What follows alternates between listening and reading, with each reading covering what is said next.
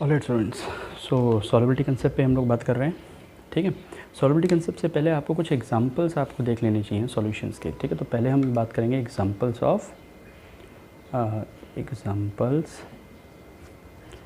Of solution. ठीक है, तो कौन कौन से सॉल्यूशन के क्या क्या एग्जांपल। सबसे पहला तो आ जाता है आपका जैसे कि शुगर इन वाटर। ठीक है, ये भी एक सॉल्यूशन है आपका।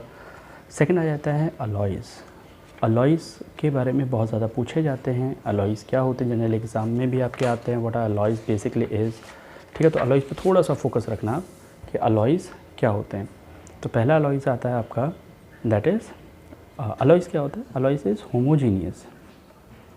Homogeneous mixture of metal with metal और नॉन मेटल।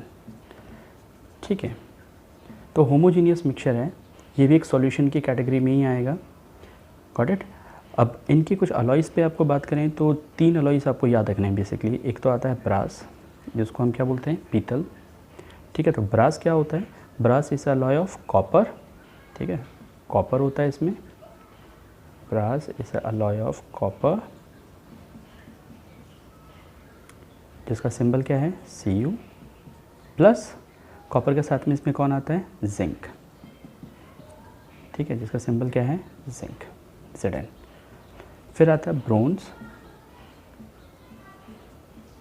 ठीक, ब्रोंज भी कॉपर का ही अलॉय है, तो इसमें कॉपर आता है, इसका सिंबल है Cu plus tin.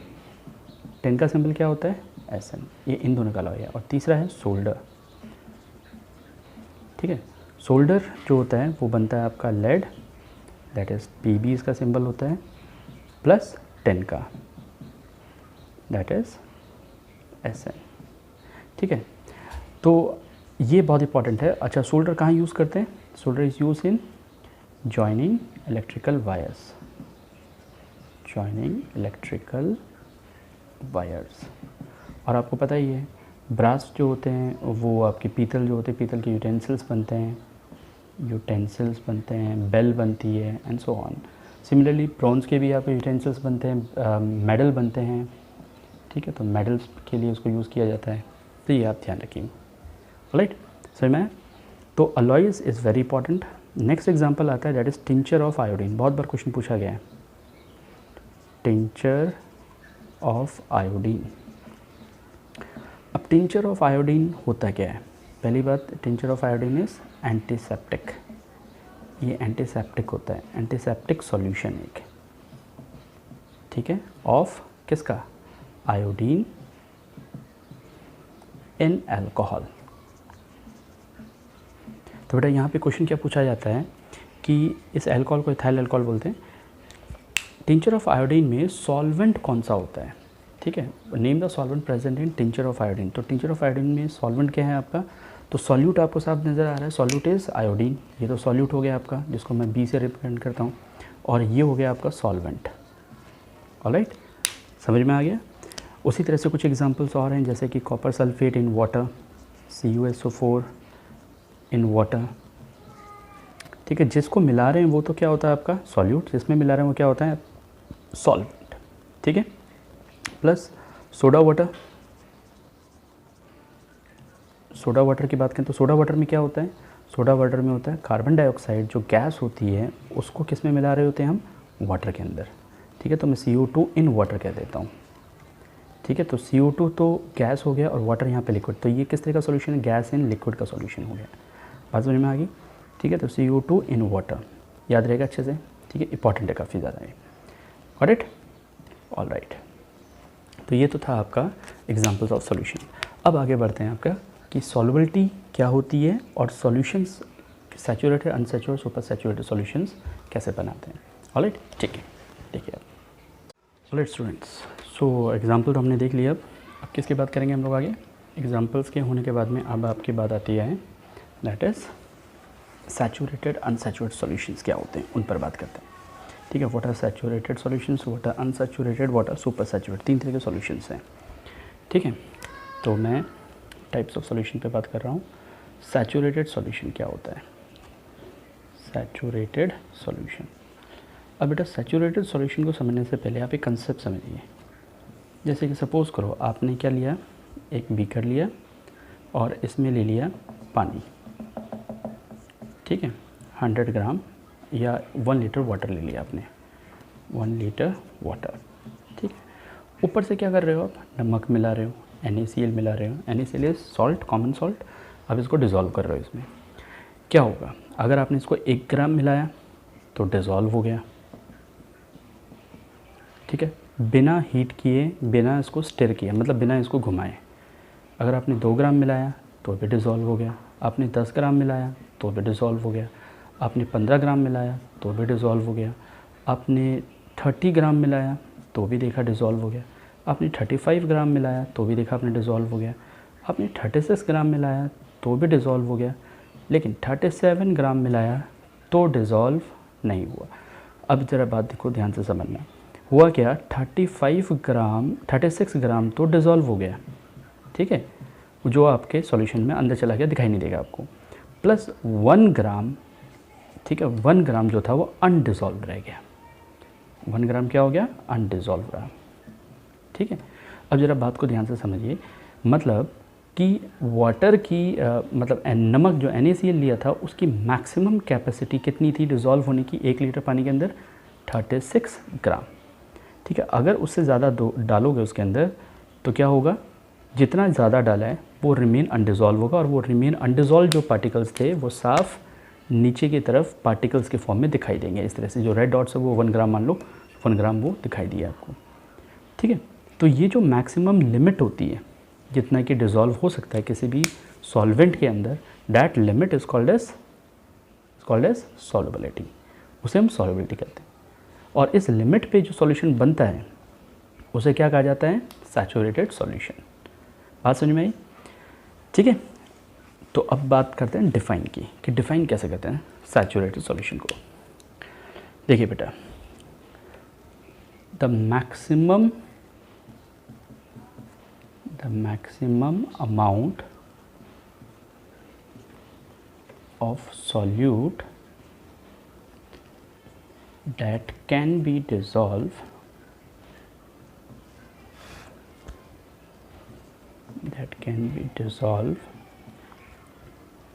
completely at a fixed temperature, ठीक है। टेम्परेचर पे हम लोग फिक्स करेंगे, टेम्परेचर का इसमें इफेक्ट होता है तो ध्यान रखेंगे। मतलब मैक्सिमम अमाउंट, मतलब मैक्सिमम लिमिट जहाँ तक कोई भी सॉल्यूट डिज़ोल्व कम्प्लीटली हो जाता है at a fix temperature, dissolve fix temperature in solvent, ठीक है। इसको क्या कहते हैं, इज कॉल्ड एज सैचुरेटेड, उसे हम कहेंगे सैचुरेटेड लिमिट, वो आपकी कहलाएगी सैचुरेटेड लिमिट, ठीक है। तो what is saturated solution, the solution formed at saturated limit is called saturated solution, उसे हम लोग saturated solution का नाम देंगे। एग्जाम्पल NaCl की बात करें, 36 ग्राम पर litre is the saturated limit, ठीक है। तो ये तो हो गया आपका फर्स्ट कंसेप्ट। नाउ दूसरी बात करते हैं अनसैचुरेटेड। अनसैचुरेटेड का क्या होगा, अनसैचुरेटेड सॉल्यूशन कैसे कहेंगे हम लोग, देखो सैचुरेटेड लिमिट से अगर कम डालोगे कोई भी अमाउंट तो वो क्या कहलाएगा, unsaturated. That is the solution formed below the saturated limit, ठीक है। जैसे नमक हमने लिया था NaCl, 36 ग्राम उसकी सैचुरेटेड लिमिट थी, तो 36 ग्राम से अगर कम लोगे तो वो हमेशा अनसैचुरेटेड रहेगा, वो डिज़ोल्व रहेगा, उसमें और डालते जाओ तो भी डिज़ोल्व होता जाएगा। नाउ तीसरा आता है सुपर सैचुरेटेड सॉल्यूशन। देखिए सुपर सैचुरेशन में क्या होगा, the solution formed beyond the saturated limit.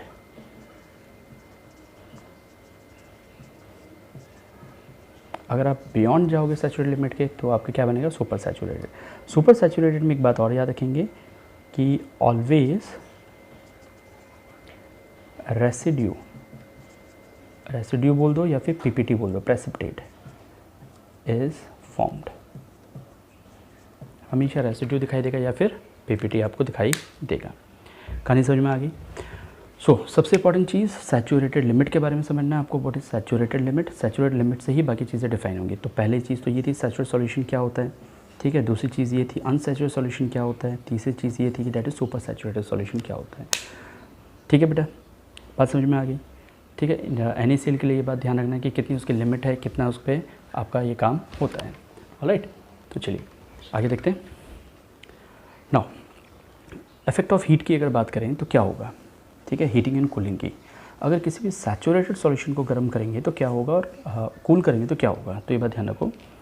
ठीक है, effect of heat, that is effect of heat. आप हीट पे बात कर रहे हो। देखिए, अगर सैचुरेटेड सॉल्यूशन को अगर आप हीट करते हो तो इट बिकम्स अनसैचुरेटेड, वो अनसैचुरेटेड सॉल्यूशन बन जाता है। ठीक है, पहला पॉइंट ये याद रखना। और अगर आप सैचुरेटेड सॉल्यूशन को कूल करते हो तो किस में चला जाता है, वो सुपर सैचुरेटेड में, सुपर सैचुरेटेड सॉल्यूशन में अपीयर हो जाता है। याद रहेगा, ठीक है। तो सिंपल सा कंसेप्ट था, ठीक। So a saturated solution has a maximum amount of solute that is dissolve. देखो, अगर सैचुरेटेड सॉल्यूशन की एक और डेफिनेशन बनाए तो आप ये बोल सकते हो कि saturated solution has the maximum amount of the solute dissolve in it at a given temperature। ठीक है, ध्यान रहेगा। And it becomes unsaturated on heating, तो ये भी याद रख सकते हो, it become unsaturated on heating and become super saturated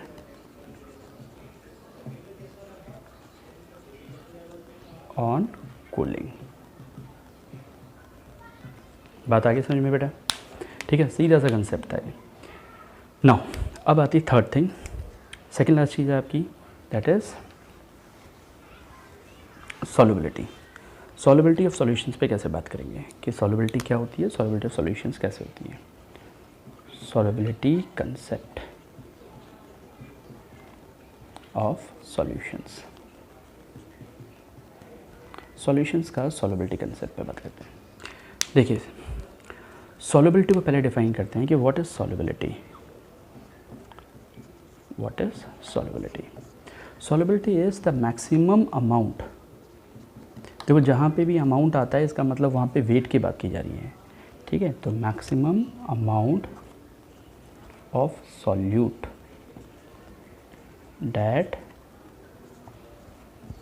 can be dissolve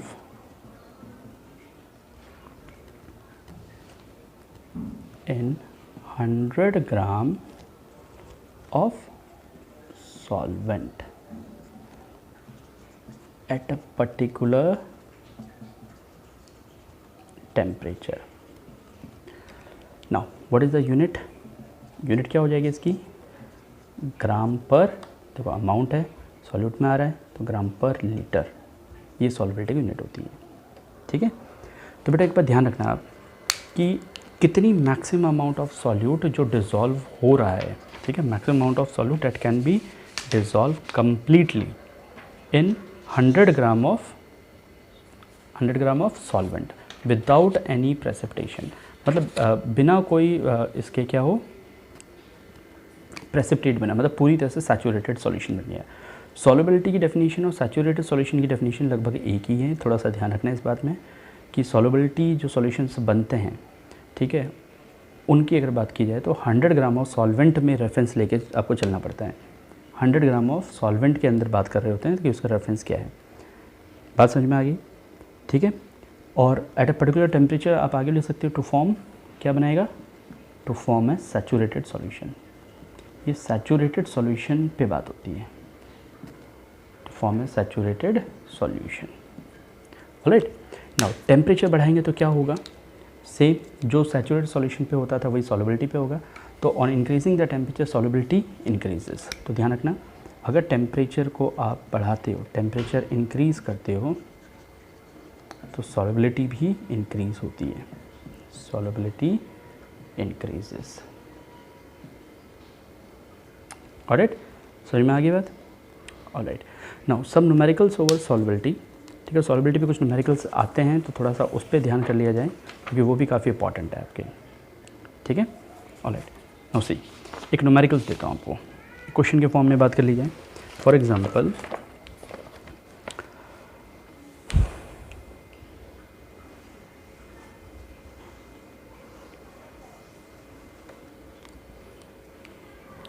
जैसे कि क्वेश्चन है, एक स्टूडेंट है, मान लीजिए अ स्टूडेंट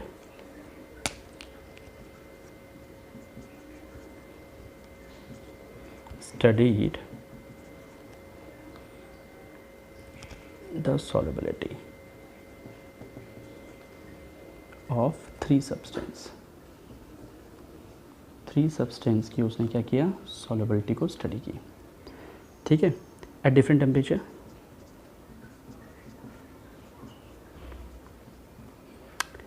ठीक है, और उसने क्या किया, एक डेटा बनाया और वो डेटा मैं आपके सामने रख देता हूँ इस तरह से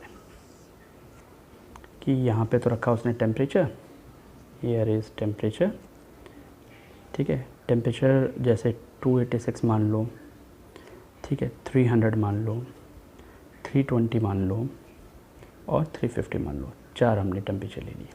ये किस में है, डिग्री सेंटीग्रेड, डिग्री केल्विन के अंदर। ठीक है, टेम्परेचर डिग्री सेंटीग्रेड और केल्विन से कोई फ़र्क नहीं पड़ता।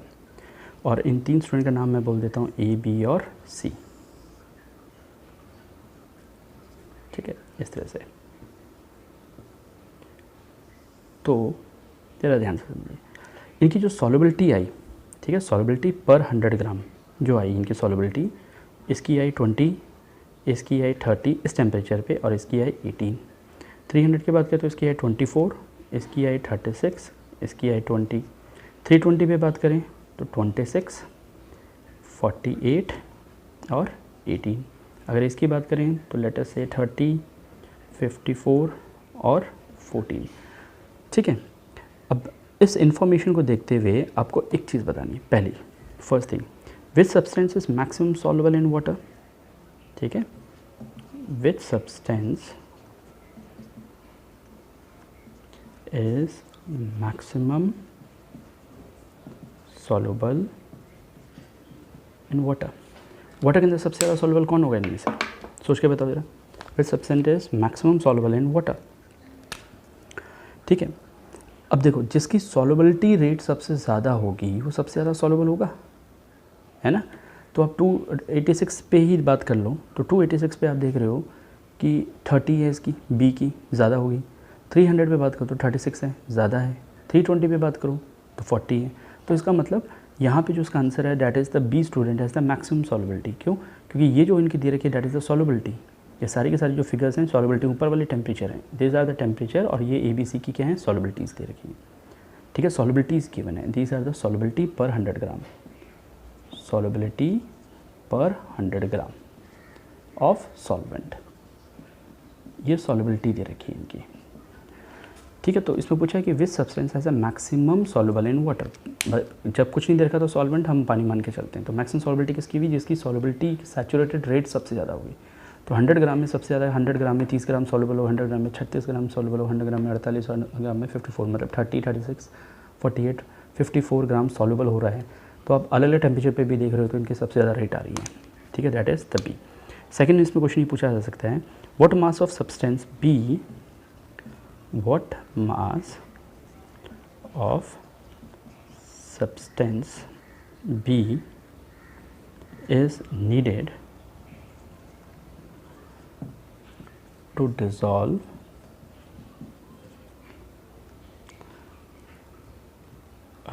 50 ग्राम, ठीक है, of water at 320 kelvin. Now temperature दे दिया इसने। अब क्वेश्चन को थोड़ा ध्यान से समझिए। इसने पूछा what mass of substance B, मतलब बी पे बात की जा रही है 320 पे, तो बी पर 320 पे, बी पर 320 पे ये रही, ठीक है। तो बेटा 48 का मतलब पहले पढ़ो, 320 डिग्री केल्विन पे 48 का मतलब क्या है।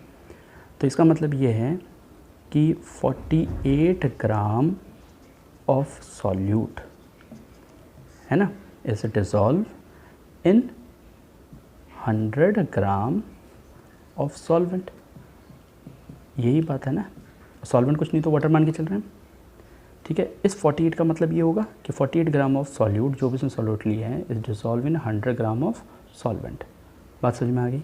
नाउ क्वेश्चन क्या पूछ रहे हैं, अगर 50 ग्राम ऑफ वाटर लें, ये कहाँ पे बात हो रही है, एट 320 केल्विन पे, ठीक है। 320 केल्विन पर 48 gram of solute maximum dissolve हो रहा है 100 ग्राम ऑफ सॉल्वेंट पे, ठीक है बेटा। या ऐसे ही बोल सकते हो 100 ग्राम सॉल्वेंट में 48 ग्राम सॉल्यूट डिसॉल्व हो रहा है, चाहे कैसे भी बोलो उसको कोई फ़र्क नहीं है। तो अगर 50 ग्राम वाटर लेंगे तो कितना होगा, तो बेटा सीधी सी बात है कि अगर 100 ग्राम में 48 ग्राम हो रहा है तो 1 gram of solvent, 1 gram of solvent water ही है यहाँ पे, सॉल्वेंट कुछ भी नहीं होता तो वाटर मान के चलते हैं, तो उसमें कितना डिसॉल्व होगा, that is 48/100 gram of solute dissolve होगा, ठीक है। तो बेटा 50 ग्राम अगर पानी का लेंगे तो उस पर कितना डिसॉल्व होगा, तो साफ समझ में आ गया, that is 48/100 into 50, that is इतने ग्राम। तो कितना आ गया answer, that is 24 gram dissolve होगा। This is your answer. आया समझ में, इजी कंसेप्ट, ठीक है। नाउ थर्ड थिंग, इतना समझ में आ गया, ठीक है। मैं इसको रब कर रहा हूँ फिलहाल। नाउ थर्ड क्वेश्चन इस पे पूछते हैं। थर्ड क्वेश्चन इतने से आ गया, मान लीजिए the process of dissolution, the process of dissolution of which substance is exothermic in nature,